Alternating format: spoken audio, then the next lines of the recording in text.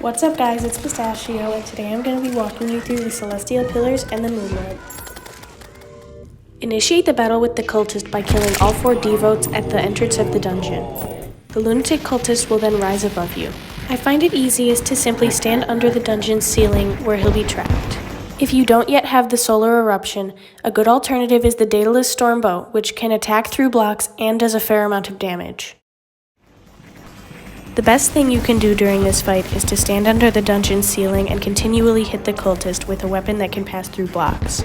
As long as you've got a couple health potions on you, you shouldn't have to move around too much during this fight. Here you'll see the cultist divide into 3 versions of himself. If you hit the wrong clone, a phantasmal dragon will spawn, dealing high amounts of contact damage. The fight should be over fairly quickly if you use this strategy. Lunatic Cultist will drop the Ancient Manipulator, which you need to craft anything out of pillar fragments or luminite. The first pillar I fought was the Vortex Pillar. As you can see, I'm using the Meowmere here, which is a Moon Lord drop.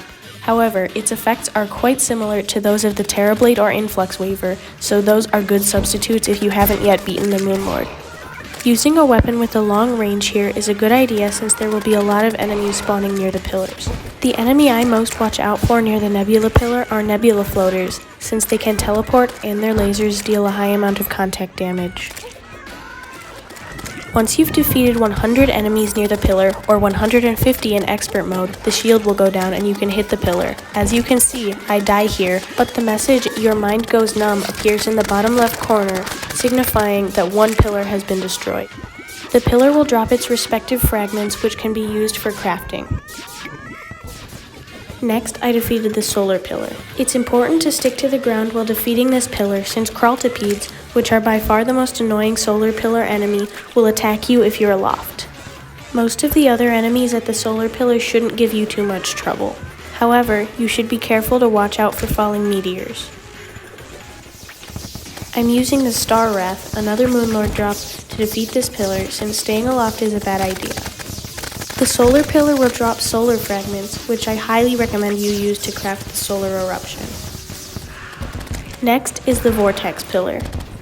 This pillar is, in my opinion, the easiest to defeat. The enemies really shouldn't give you too much trouble, and in a short amount of time, the pillar's shield should come down. If you plan to craft with Vortex Fragments, I recommend you craft the Phantasm Bow. Finally, the Stardust Pillar. The 2 enemies I watch out for when defeating this pillar are Flow Invaders and Milky Way Weavers. Both deal a high amount of contact damage, and Flow Invaders shoot projectiles similarly to Ichor Stickers. Defeat these enemies quickly after seeing them, or else they'll deal you a lot of damage. If you're going to craft with these fragments, I recommend you craft the Stardust Dragon Staff. You have 60 seconds to get to the best place for your battle and heal. I recommend using a magic mirror for this. Make a bridge over your house to block the Moon Lord's rays. After 60 seconds, the Moon Lord will spawn into your world. Each of his eyes will periodically open and close. Take any opportunity you can to hit them. If you crafted the Stardust Dragon Staff, your Stardust Dragon will go after one of the open eyes. It is the smartest move to attack a different one.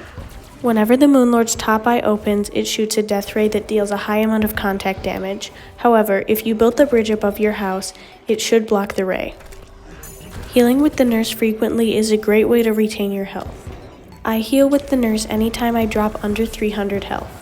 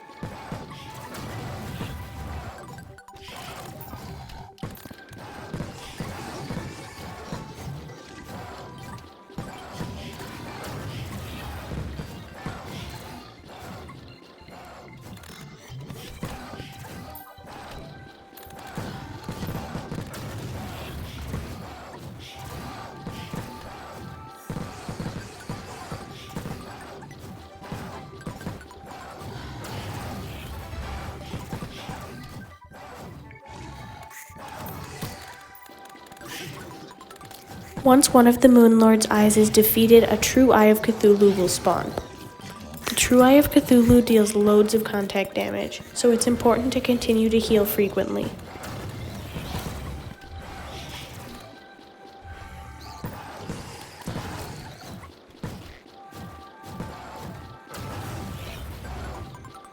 Once you've defeated all 3 of the Moon Lord's eyes, his core will open.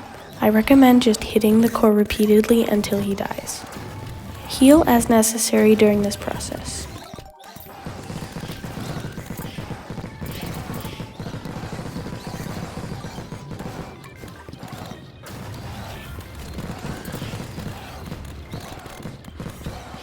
Once you defeat the core, the Moon Lord will die and drop Luminite, a weapon, and possibly a trophy.